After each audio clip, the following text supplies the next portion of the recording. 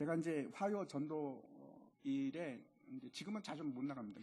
잘 못 나가는데 이제 가끔 나가서 전도를 하다 보면 생각보다 훨씬 더 전도의 기회가 많습니다. 놀라울 정도로 어른들에게 이제 전도지를 주거나 이렇게 전도의 말을 전할 때 말을 걸면 잘 받아주는 사람들은 별로 없습니다. 되게 힘듭니다. 그런데 아이들은요 여전히 잘 받아줍니다. 여전히 그 마음을 열고 귀 기울여서 들어주고 얼마나 그런 아이들이 많은지 모릅니다. 지금도 기회는 있습니다, 여러분. 여러분이 생각하시는 전도가 안 되는 이유는 도대체 뭐라고 생각하십니까? 첫 번째 이런 이유를 생각할 수 있습니다. 저 사람은 안 돼. 내가 여러 번 해봤는데 우리 남편은 안 돼. 진짜 안 돼. 저 사람은 나 포기야, 포기. 그렇게 생각하십니까? 내 주위에 있는 사람들한테 권유를 했는데 안 들어주는 겁니다. 무시하고 싸늘한 반응 보이고 그러면 용기가 생기지 않지 않습니까? 다음에 갈 때 또 뭐 얘기를 할 용기조차 없습니다. 전도는 그렇게 쉽지 않기는 한데 그래서 사람들이 거부하기 때문에 그 두려움 때문에 전도를 못한다고 생각할 수도 있습니다. 두 번째 또 이런 생각을 합니다. 내 주위에 전도하려고 봐도 전도할 사람이 별로 없어.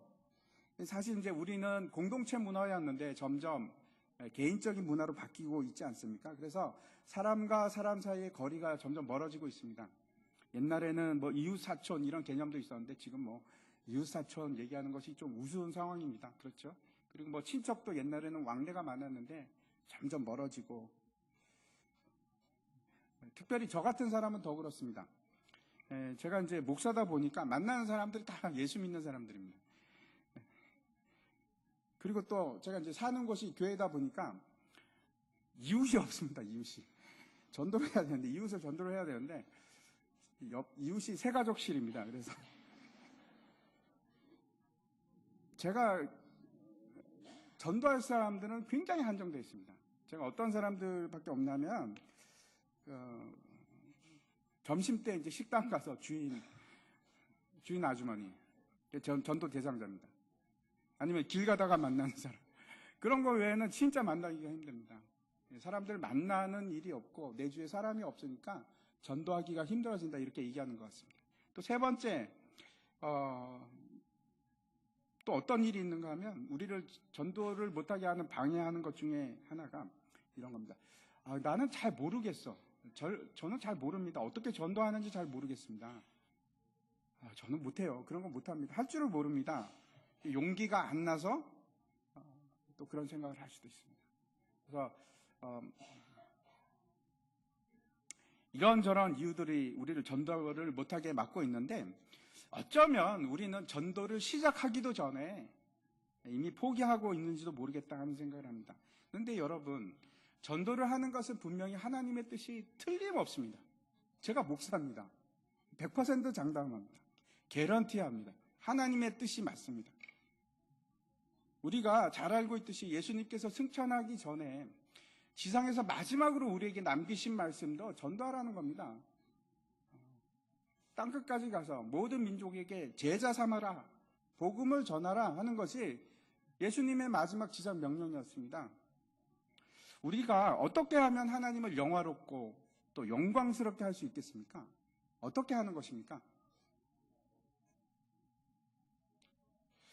하나님께서 영광을 받으시는 방법은 영화롭게 되시는 것은 그 아들을 통해서 영화를 받으십니다. 그 아들이 구원을 성취함으로 하나님의 계획인 이 땅의 구원을 성취하는 것으로 영광을 받으십니다. 다르게 영광을 받으시는 것이 아니고 하나님께서는 구원을 성취하는 일로 영광을 받으십니다. 그때 영광이 있습니다.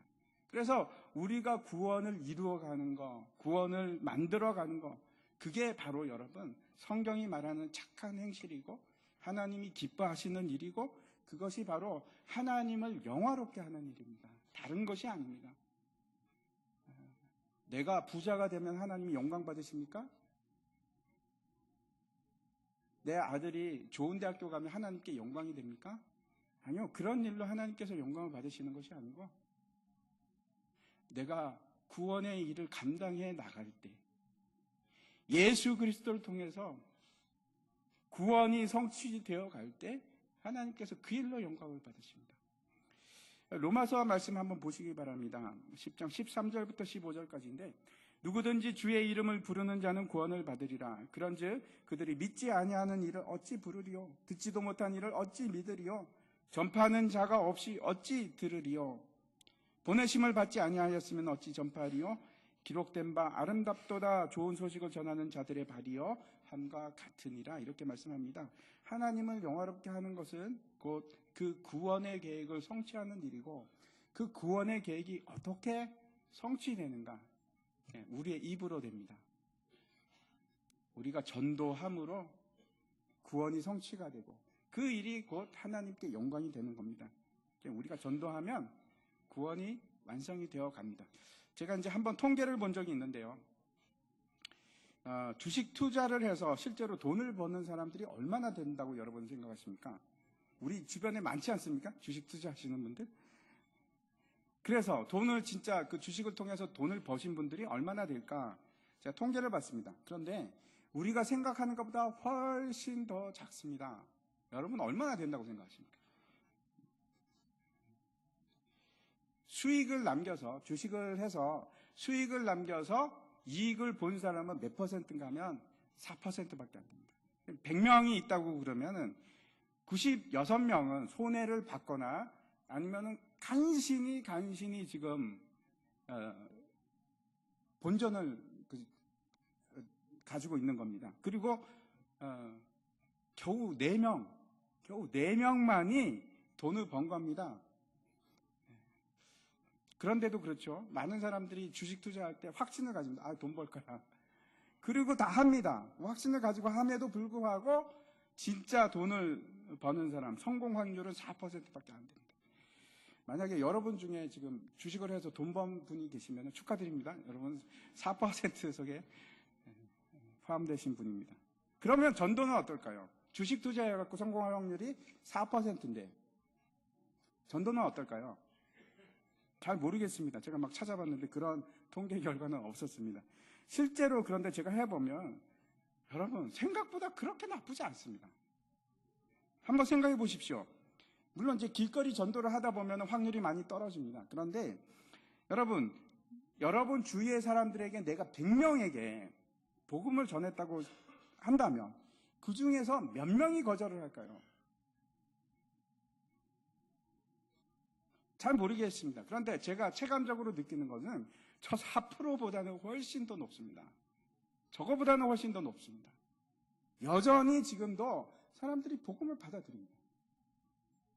우리 교회도 보면은 그렇게 자주는 아니지만 계속해서 교회 처음 왔습니다 하는 분들이 오십니다.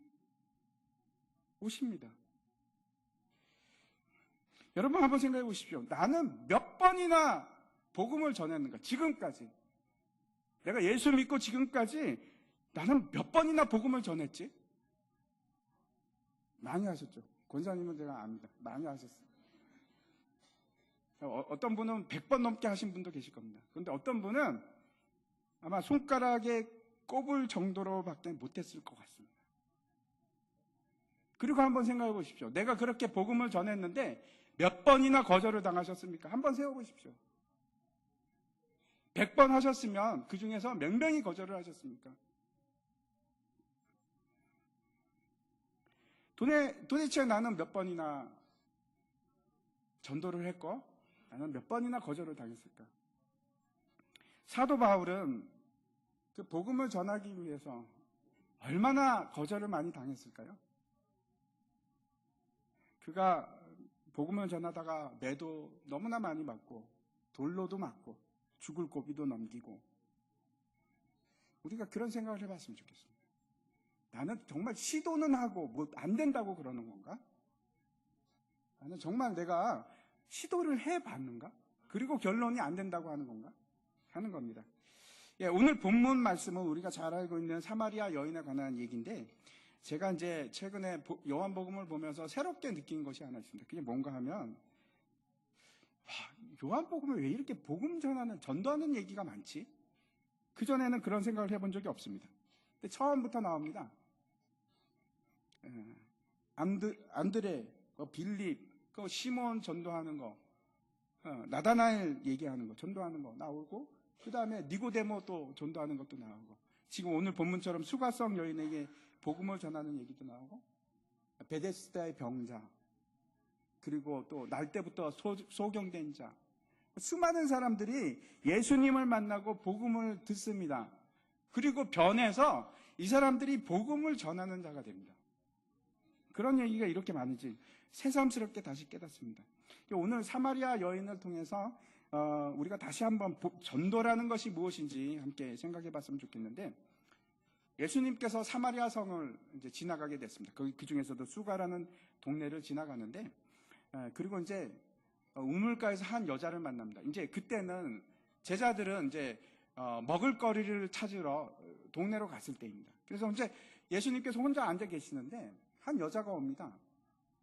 우물가에서 그 여자를 만났는데 그 사마리아 여자에게 예수님께서 물을 달라고 합니다. 그랬더니 이제 어떻게 됩니까? 그 여자가 깜짝 놀라지 않습니까? 아니, 유태인이지 않습니까? 근데 왜 저에게 물을 달라고 그러시죠? 왜 그런가 하면 유태인과 사마리아 사람들은 원수지간입니다. 관계가 너무 안 좋습니다. 서로 무시하고 싫어하는 그런 관계인데, 그 유태인이 그것도 여자한테 물을 달라고 한 겁니다. 그랬더니 예수님께서 뭐라고 하시는가 하면, 당신이 말이야 하나님의 선물이 무엇인지, 구원을 얘기합니다. 하나님의 선물이 무엇인지, 그리고 내가 누구인지 알았으면 오히려 당신이 나한테 생수를 달라고 했을 거야.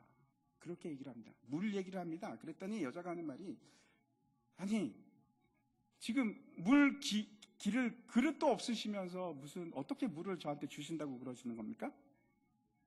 이해를 못 하시는 거죠? 이해를 못 하는 거죠? 그때 이제 예수님께서 깜짝 놀랄 말씀을 하시는데, 그 14절입니다. 같이 한번 읽겠습니다. 시작. 내가 주는 물을 마시는 자는 영원히 목마르지 아니하리니 내가 주는 물은 그 속에서 영생하도록 솟아나는 샘물이 되리라. 여자가 뭐라고 하냐면, 아니 그런 물이 있으면 저도 주십시오. 그러면 제가 다시는 물 기르지 않아도 되고 얼마나 좋습니까? 그랬더니 무슨 뜻인지 모르죠. 예수님이 누군지도 모르고.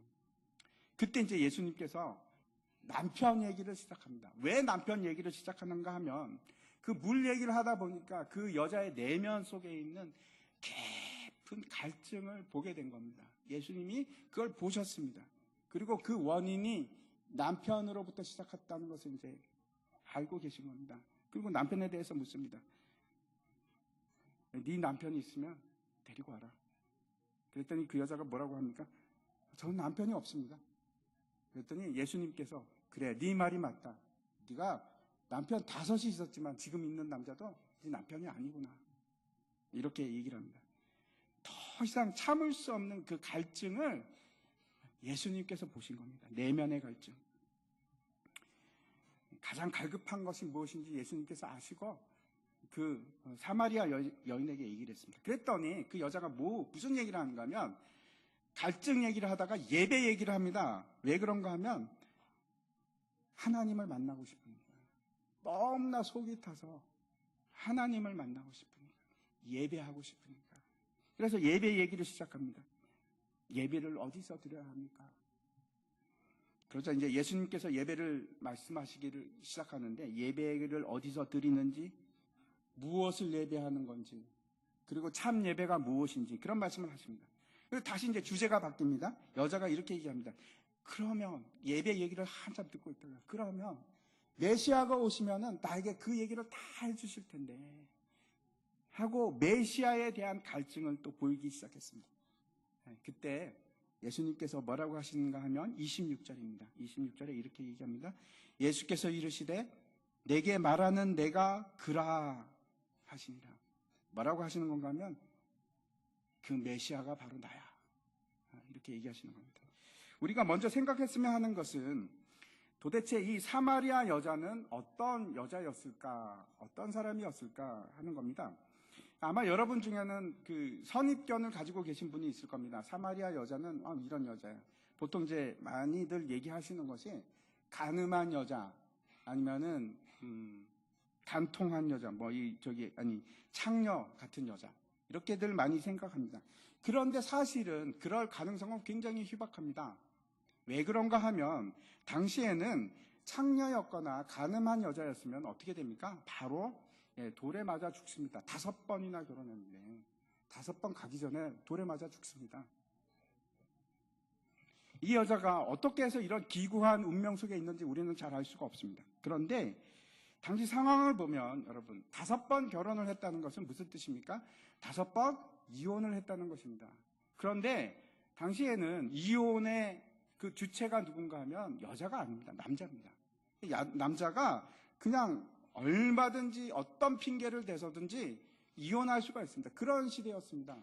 심지어는 당신 요리 못하니까 나 이혼해야겠어. 이렇게 말이 안 되지 않습니까? 그게 말이 되는 때입니다. 당신 내가 보니까 좀 못생겼어. 이혼이야, 이혼. 이제 끝났어. 그러면 이혼인 겁니다. 남자분들 좋아하지 마십시오. 네.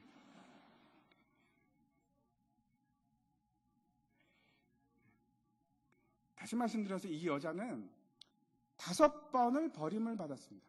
여러분 혹시 누군가로부터 버림을 받으신 적 있으십니까? 그러면 기분이 어떨까요? 그것도 5번이나. 어떤 분들은 이 여자에 대해서 시간에 대해서 얘기합니다. 왜냐하면 이제 오늘 그 요한복음 4장에 보면 그 만난 시각을 6시라고 얘기를 합니다. 그런데 유대인의 그 시간으로 보면 6시면은 정오입니다. 12시입니다. 난 12시입니다. 낮 뜨거운 때에 일부러 이 여자가 사람들을 피해서 창녀니까 사람들의 눈을 피해서 왔을 것이다. 뭐 이런 얘기를 하기도 하는데 그럴 가능성이 굉장히 희박합니다. 왜 그런가 하면 요한복음의 다른 곳에서는 뭐라고 기록을 하는가 하면 유대 시간을 사용하지 않고 로마식 시간이 틀림없습니다. 숫자들이, 시간들이. 그러면 한번 생각해 보십시오. 다른 곳에는 다 로마 시간인데 여기만 유대 시간으로 적었을까요? 요한이 그렇게 했을까요? 뭐 그럴 수도 있겠지만 그건 우리가 상상하기 힘듭니다. 아마 처음부터 끝까지 시간은 다 로마식 시간을 썼을 겁니다. 그럼 몇 시가 되는가? 정오 12시가 아니고 저녁 6시입니다. 저녁 6시는 그냥 모든 사람들이 저녁하기 위해서 우물가에 나오는 시간이 맞습니다. 눈을 피하려고 그때 온 것이 아닙니다. 하지만 우리가 분명히 알 수 있는 것은 이 여자는 모든 남자로부터 버림을 받은 상황. 여러분, 남자한테 버림을 받으면 그것으로 끝나는 것이 아니고 경제가 이제는 책임을 지는 사람이 없는 겁니다. 먹고 살 수가 없습니다. 아무런 희망이 또 없는 그런 상황입니다.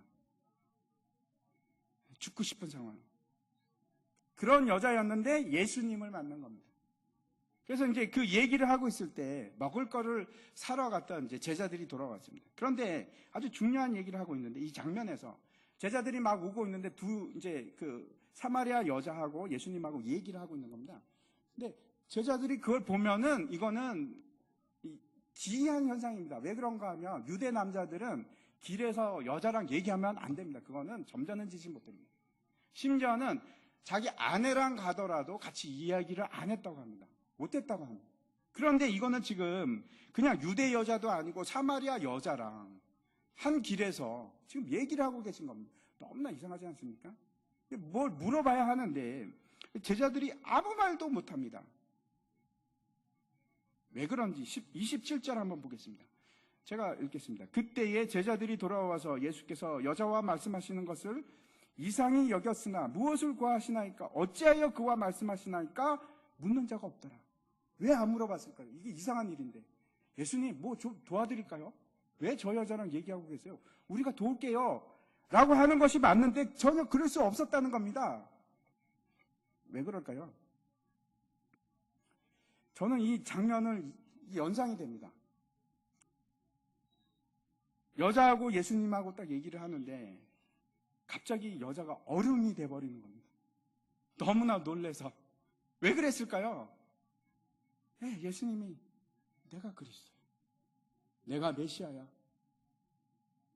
너무나 놀래갖고 그 상황이 이해가 막 깜짝 놀래갖고 어떻게 할 수도 없는 그런 상황. 그때 제자들이 도착한 겁니다. 그래서 그 상황에 압도되어서 제자들도 아무 말도 할 수가 없는 겁니다. 그 장면에 대해서 더 확실하게 이해하기 위해서 우리가 28절과 29절을 보도록 하겠습니다. 같이 한번 읽겠습니다. 시작. 여자가 물동이를 버려두고 동네로 돌아가서 사람에게 이르되 나의 행한 모든 일을 내게 말한 이 사람을 와서 보라. 이는 그리스도가 아니냐 하니, 여자가 어떻게 하냐면 물동이를 그냥 그것 때문에 왔는데, 물동이 때문에 왔는데 그걸 버려두고 갑니다. 너무나 급해서. 자기가 누구를 만났는지 너무나 놀라서 그리스도를 봤으니까 물동이를 챙길 여유도 없는 겁니다. 그냥 다 내팽겨치고 그리고 갑니다. 그런데 이 물동이라는 것은 좀 더 상징적인 의미가 있습니다. 뭔가 하면 자신이 해왔던 그 생활, 그 과거의 생활, 그 삶이 물동이입니다. 근데 그 물동이를 버려두고, 내팽겨치듯이 버려두고 이제는 자신의 과거를 다 내려놓고 그리고 이제 동네로 가는 겁니다. 그걸 보여주는 겁니다. 왜 그렇습니까? 이제 변화가 시작되었습니다.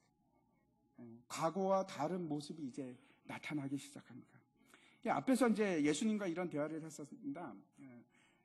그 사마리아 여자가 이렇게 얘기한 겁니다. 우리는 이 산에서 예배를 하는데 당신들은 예루살렘에서 예배한다는 얘기를 들었습니다. 도대체 내가 하나님을 만나려면 어디서 예배해야 됩니까? 그걸 묻습니다. 장소를 묻는데 예수님께서 뭐라고 대답하시는가 하면, 장소를 얘기했을까요? 아니요, 장소를 얘기하지 않습니다. 때를 얘기합니다. 시간을 얘기합니다. 뭐라고 하시는가 하면, 이 산도 아니고 예루살렘도 아니고 내가 예배할 때가 올 것이다. 하나님께 예배할 때가 올 것이다. 이게 도대체 무슨 말입니까? 왜 그렇게 말씀하셨을까요? 하나님을 만나기 위해서는 예루살렘이라는 장소로 가야 했습니다. 그런데 그곳에 가야만 예배를 드릴 수 있는데, 그 장소가 지금도 유효하다고 한번 생각해 보시기 바랍니다. 그러면 우리는 지금 어디에 있어야 합니까? 예루살렘으로 가야 됩니다. 예배 드리러. 생각해 보십시오. 얼마나 끔찍합니까? 지금 주일마다 예배를 드리러 예루살렘으로 간다. 뭐 그렇지 않더라도 1년에 몇 번씩은 예배를 드리러 예루살렘에 간다. 가야만 예배가 되는 겁니다.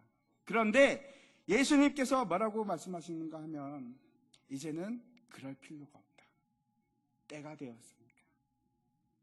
이제는 우리가 예수님을 통해서 예배할 수가 있습니다. 예수님께서 우리의 속죄물이 되어서 희생 제물이 되셨습니다. 그래서 지금은 예수님만 있으면 어디든지 우리가 예배를 드릴 수 있는 겁니다. 전에는 상식으로 예배를 드렸습니다. 그냥 소나 양 같은 걸로.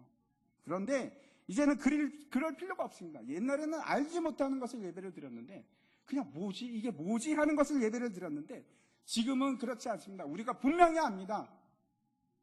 참된 예배가 무엇인지 압니다. 성령과 진리로 예수 그리스도로 드리는 것이 우리의 예배입니다. 왜? 예수님께서 우리의 희생 제물이 되셨기 때문에. 이 여자가 그 예수님을 만난 겁니다. 그 예수님을. 자신이 그렇게 원하던 하나님을 만날 수 있는, 예배를 드릴 수 있는 그분, 메시아를 만나는 겁니다. 그리고 물동이를 버려두고 동네로 가서 사람들에게 외치기 시작합니다. 내가 그리스도를 만났어. 내가 그리스도를 만났어. 이 여인을 통해서 전도가 무엇인지 다시 한번 우리가 분명하게 확인했으면 좋겠습니다. 첫 번째, 전도는 누가 하는 것인가? 어떤 사람이 할까요? 왜 우리는 전도를 할 수밖에 없을까요? 전도를 하는 이유는, 그 이유는 우리가 예수 그리스도를 만났기 때문에 그렇습니다. 그리고 이제는 그를 통해서, 예수님을 통해서 나도 예배하는 예배자가 되었기 때문에 그렇습니다. 여러분 예배자십니까? 여러분 예수 그리스도 만나셨습니까? 그런 사람들이 하는 것이 전도입니다. 예수님께서 그렇게 목마르던 데 갈증을 깨끗하게 씻어주시고 해소시켜주시고 마르지 않는 생수를 저에게 주셨습니다. 그래서 그 기쁨 때문에, 예수님을 만난 그 기쁨 때문에, 하나님께 예배할 수 있는 그 기쁨 때문에 전도하는 겁니다. 여러분 이런 겁니다. 여러분이 만약에 큰 돈을 벌었거나 횡재를 했거나 좋은 일이 생겼으면 여러분 참을 수 있습니까? 저는 그런 거 잘 못 참습니다. 말부터 할 겁니다. 야, 근데 있잖아. 야, 기가 막힌 일이 나한테 생겼어. 내가 횡재를 했어. 나도 믿기지가 않아. 그러지 않겠습니까? 내가 예수를 만났거든. 라고 하는 것이 전도입니다. 그냥 목사가 시켜서 교회가 그렇게 하라 그러니까. 그것이 아니고 나에게서 참을 수 없는 기쁨이 솟아나기 시작해서 내가 예수를 만났어요. 내 삶이 바뀌었어요.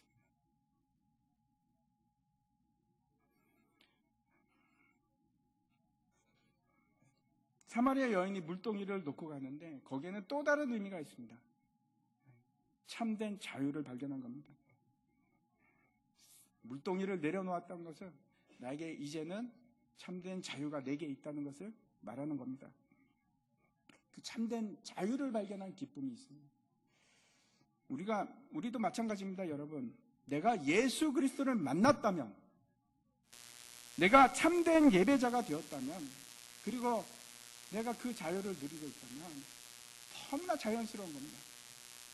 내 기쁨을 함께 나누는, 내 사랑하는 사람들과 그 기쁨을 함께 나누는 것은 너무나 자연스럽습니다. 있잖아, 나 그냥 대박이야.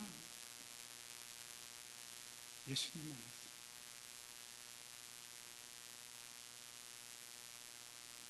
나에게 그 기쁨을 주신 예수님을 어떻게 안전하고 내가 막 가슴이 뛰어서 도저히 참을 수가 없어서 어떻게 그냥 있을 수가 있겠습니까? 전하는 것이 자연스러운 일입니다. 오히려 말하지 않으면 그렇죠. 견딜 수가 없습니다. 여러분 혹시 그런 뜨거운 열정이 식으셨습니까? 복음의 구원의 감격이 사라지고 계십니다. 회복하십시오. 날마다 새롭게 하십시오. 두 번째, 전도는 어떻게 하는 것인가? 여러분은 전도를 어떻게 하십니까? 우리가 오해하는 것이 있습니다. 여러분, 전도는 권유가 아니고 선포입니다. 대부분의 사람들이 전도에 대해서 어떻게 생각하는가 하면 전도는 교회에 한번 같이 가자라고 얘기하는 것으로 생각을 합니다. 여러분, 그것도 너무나 귀합니다. 그래, 전도 이번에 우리 교회 한 번만 같이 가자. 그것도 너무 귀합니다. 그걸 제가 하지 말라는 것은 아닙니다. 정말로 귀한 일이지만 그걸 우리가 전도라고는 하지는 않습니다. 엄밀하게 말해서 그거는 전도는 아닙니다. 권유하는 것이지. 사마리아 여인이 전도를 어떻게 했는지 우리가 다시 한번 본문을 통해서 확인했으면 좋겠습니다. 29절입니다. 제가 읽겠습니다. 나의 행한 모든 일을 내게 말한 사람을 와서 보라. 이는 그리스도가 아니냐 하니. 전도는 어떻게 하는 건가 하면 예수 그리스도를 증거하는 일이 바로 전도입니다. 사마리아 여인이 먼저 이렇게 얘기하는 겁니다. 나의 행한 모든 일을 이 사람이 다 알고 있었어요. 그 사람이 그리스도야. 그리스도라는 것은 구세주라는 뜻입니다. 그 사람이 나의 구세주야.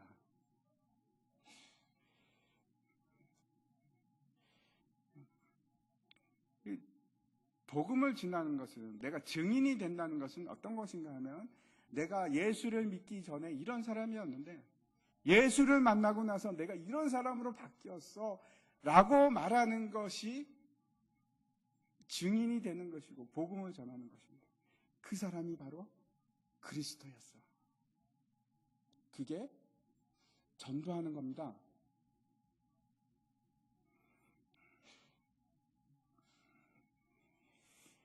여러분, 예수 믿는 사람들은 다 감정이 있습니다. 예수를 믿었는데 내가 아무런 변화가 없다? 정말일까요? 혹시 그런 분이 계실지 모르겠습니다. 제가 분명하게 말씀드립니다. 정말로 아무런 변화가 없다? 없으십니까? 그러면 여러분은 예수님을 못 만나셨습니다. 예수님을 만난 게 아닙니다.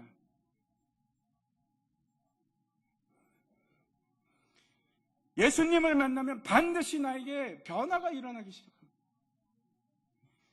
물론 그 일이 어떤 사람에게 있어서는 이 사마리아 여인처럼 급격하게 빠른 시일 안에 일어날 수도 있습니다. 그리고 어떤 사람들은 그 일이 천천히 지속적으로 천천히 일어날 수도 있습니다. 그렇지만 그래서 자기가 잘 못 느끼고 있을지도 모르겠습니다. 그렇지만 분명한 것은 예수님을 만난 사람들은 모두가 변합니다. 반드시 변합니다. 예수님께서 저를 변화시켰습니다. 저는 원래 탕자 같은 사람이었는데 예수님을 아주 극적으로 만났습니다. 그리고 그 예수님이 저를 변화시키는데 하나하나 새롭게 창조하셨습니다. 분명히 제가 말씀드립니다. 분명히 거듭난 사람은 변화를 겪습니다. 새롭게 태어난 사람은 이전 사람과는 다릅니다. 반드시 변합니다. 옛날에는 세상을 좋아했는데 이제는 별로 시큰둥합니다. 세상 나 잘 몰라. 옛날에는 미워했는데 갑자기 사랑이 생기기 시작합니다. 옛날에는 죽을 것만 같았었는데 이제는 소망이 보입니다. 그리고 그 소망을 기대합니다. 놀라운 변화가 있습니다. 반드시 놀라운 변화가 있습니다. 저는 예수 믿기 전에 죽으려고 했습니다. 근데 예수님 만나고 나서 그 생각이 완전히 사라지고 아무것도 물리적으로 변한 거 아무것도 없었습니다. 근데 그냥 소망이 그냥 샘솟듯이 솟아나기 시작했습니다. 아무것도 문제가 안 됐습니다. 그 이후로는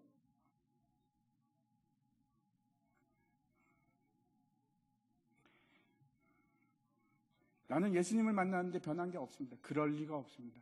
그럴 리가 없습니다.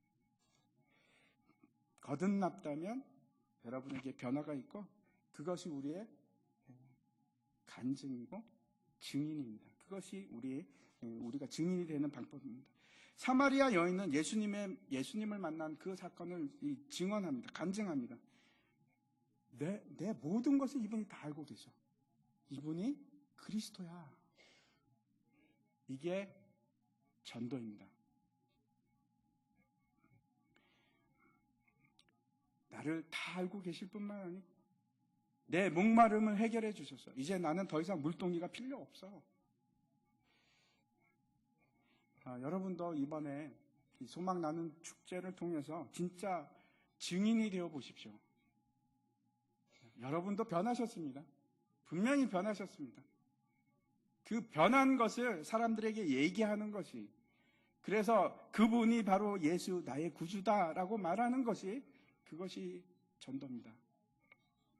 그냥 아무 말도 하지 않으시고 그냥 그러지 말고 이번에 그냥 꼭 한 번만 교회 가보자 라고 하는 것이 아니고, 이번에는 이렇게 해보시는 겁니다. 내가 예수 만난 증거를 보여주십시오. 나는 원래 이런 사람이었지만 이제 내가 변했어. 내가 예수를 만났기 때문에 그 예수를 같이 가서 너도 한번 만나보자 라고 얘기하는 것이, 그게 전도입니다. 세 번째, 그 전도의 결과를 보도록 하겠습니다. 30절 말씀인데 30절 말씀에 같이 한번 읽을까요? 이렇게 되어 있습니다. 같이 읽겠습니다. 시작. 그들이 동네에서 나와 예수께 오더라. 사람들이 이 여자의 말을 전해 듣고 뭐라고 얘기를 하고 있는가 하면, 동네에서 나와서 예수님을 만나러 오기 시작한 겁니다. 제가 이것을 읽으면서 갑자기 너무나 놀라운 겁니다. 놀랍지 않습니까? 그 여자의 성품이 어땠는지, 그 마을 사람들과의 관계는 어땠는지 잘 모르겠습니다. 모릅니다. 근데 그 여자가 자신의 어떤 힘이나 아니면 성품이나 그 마을 사람들을 위해서 무슨 착한 일을 해서 그런 것도 아니고, 그냥 선물을 준다고 해서 오는 것이 아니고, 왜 예수님께 나오기 시작했는가? 예수님을 증거할 때, 예수님을 만난 증거를 말했기 때문에. 다른 말이 아닙니다. 다른 말이 아니고 나의 모든 것을 아시는 예수님, 그분이 나의 주님이었어, 구세주였어, 그 얘기를 한 겁니다. 그분이 바로 메시아예요. 여러분이 전혀 먹힐 것 같지 않은 이런 말을 하는데, 사람의 힘으로 할 수 없는 그것을 하나님께서 일하시기 시작하는 겁니다. 제가 너무나 놀랍습니다. 하나님께서 그 그리스도의 증거됨을 사용하셔서 입으로 그 말을 내뱉기 시작하자, 전하기 시작하자, 그때 하나님께서 역사하기 시작하는 겁니다. 우리가 입술을 열어서 예수 그리스도의 복음을 증거하기 시작할 때 하늘의 성령께서, 하나님 성령께서 일하시기 시작합니다. 내가 하는 것이 아니고 성령께서 일하기 시작합니다. 그것이 전도입니다. 이제 이 이야기 후에 어떤 일이 있었는지 그 에필로그에 대해서 말씀을 드리겠습니다. 사마리아 여인하고 이제 만나서 얘기를 하고 나서 그 이후에 제자들이 이제 예수님께 가지고 온 식사를 꺼내 놓습니다. 그리고 이제 뭐라고 하냐면 라삐어 잡수소서. 그랬더니 예수님께서 뭐라고 하는가 하면 내게는 너희가 알지 못하는 양식이 있다. 도대체 무슨 말씀을 하시는 건가? 당연히 제자들이 깜짝 놀라지 않겠습니까? 아니 예수님 뭘 꼬부쳐 두셨나? 아니면 누가 와서 뭐 먹을 걸 주셨나? 이게 무슨 말이지? 그때 예수님께서 이렇게 말씀하십니다. 34절입니다. 예수께서 이르시되 나의 양식은 나를 보내신 이의 뜻을 행하며 그의 일을 온전히 이루는 이것이니라. 예수님께서 말씀하시는 것은, 예수님께서 살아가시는 이유는, 예수님께서 지금 당장 가장 시급하게 느끼는 가장 가치 있는 귀한 것은 하나님의 뜻을 행하는 거죠. 그리고 그 일을 온전히 이루는 그것이 가장 값지고 귀한 일이다. 내가 그 일을 오늘 해서 내가 너무 기쁘고 내 배가 부르구나. 그렇게 말씀하시는 겁니다. 여러분, 우리가 이 땅에 살아가는 이유는 내 배를 채우기 위해서 살아가는 것이 아닙니다.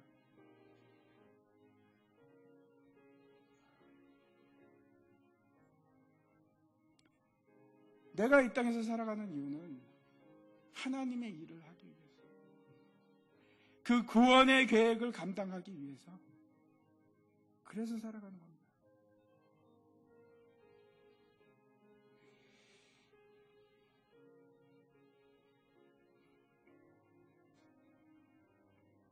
하나님의 뜻을 행하는 것이 나를 기쁘게 하고, 하나님의 뜻을 행하는 것이 내 배를 든든하게 하는 겁니다. 아마 전도를 해보신 분들은 이게 무슨 얘기인지 아실 거예요. 얼마나 기쁜지. 예수님께서 계속해서 이렇게 말씀을 하십니다. 35절과 36절입니다. 제가 읽겠습니다. 너희는 넉 달이 지나야 추수할 때가 이르겠다 하지 아니하느냐. 그러나 나는 너에게 이르노니 너희 눈을 들어 밭을 보라. 휘어져 추수하게 되었도다. 거두는 자가 이미 삭도 받고 영생에 이르는 열매를 모으나니 이는 뿌리는 자와 거두는 자가 함께 기뻐하게 즐거워하게 하려 함이라. 여러분, 오늘 말씀을 기억해 주시기 바랍니다. 전도는 내가 예수님을 만나서 내가 이제는 하나님을 예배할 수 있는 예배자가 되었기 때문에 너무나 감격스러워서, 너무나 감사해서, 기뻐서 예수 그리스도를 증거하는 일입니다.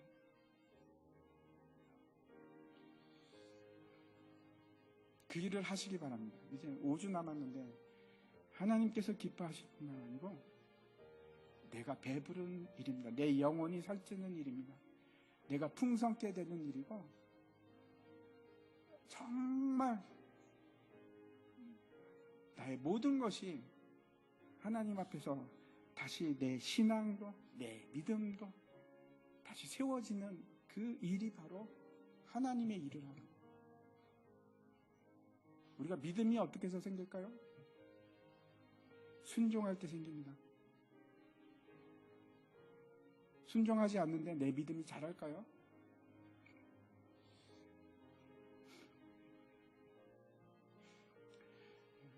이제 가을이 되고 추수할 때가 됐습니다. 곡식들이 있습니다.